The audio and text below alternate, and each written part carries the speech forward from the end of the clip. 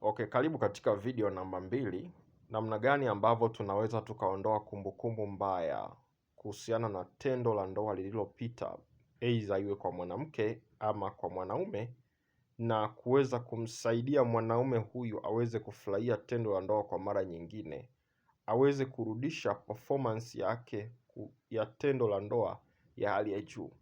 Lakini pia namna gani ya kuweza kumsaidia mwanamke pia kuweza kufuta kumbukumbu mbaya juu ya tendo la ndoa alilolifanya huko nyuma na kuweza kutamani kuendelea kushiriki tendo la ndoa na mwenza wake.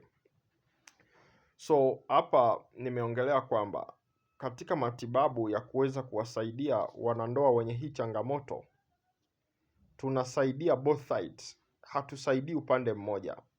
Na hapa ndipo ambapo nimekuwa nikiongea na couples wengi sana kwamba kuna muda inabidi niweze kuwasaidia wanandoa wote wawili, sitakiwi kumsaidia mmoja. Lakini pia kuna vitu vya kuweza kuongea na mwanamke, kuna vitu vya kuweza kuongea na mwanamke na kuweza kumsaidia psychologically.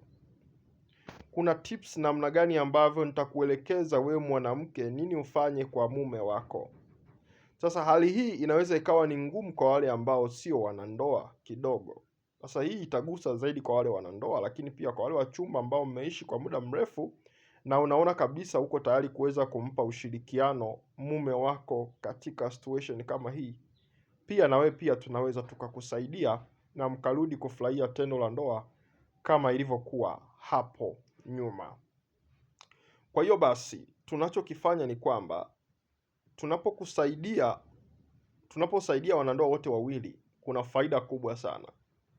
Lakini pia kwa wale ambao mlio na wapenzi ambao sio mpenzi ambaye unahitaji kuweza kuashirikishwe jambo hili, kama we ni mwanaume peke yako, kuna mbinu za kuweza kukusaidia na namna gani ya kuelekeza kuweza kukusaidia kufuta hiyo kumbukumbu mbaya na uweze kupata ujasiri wa kutamani kuendelea kushiriki tendo la ndoa, lakini pia upate ujasiri wa kuwa na performance ambayo ni nzuri katika tendo la ndoa.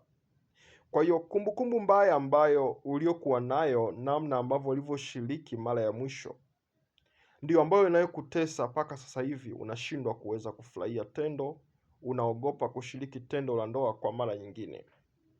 Kwa hiyo tutakusaidia psychologically, ama nitakusaidia mimi kama Dr. Kuboja psychologically, uweze kuiondoa kumbukumbu mbaya na ujifunze kufurahia tendo kwa namna nyingine. Lakini pia umfanye mwenza uliye naye, kama ulikuwa na performance mbaya hapo nyuma, aweze kurudisha imani na wewe na kuweza kukusaidia kurejesha imani kwako moja kwa moja, ili wote kwa pamoja muweze kufurahia. Kwa hiyo naomba tuweze kuwasiliana kwa mtu ambaye atakayekuwa anahitaji mawasiliano, ambaye atakayekuwa anahitaji huduma ya ushauri kuweza kutatua changamoto hii. Utanipigia katika namba ya simu ifuatayo 0765493645. Naomba niweze kurudia 0765493645. Dr. Kuboja, suluhisho la mahusiano yako, suluhisho la afya yako. Karibu nikuhudumie.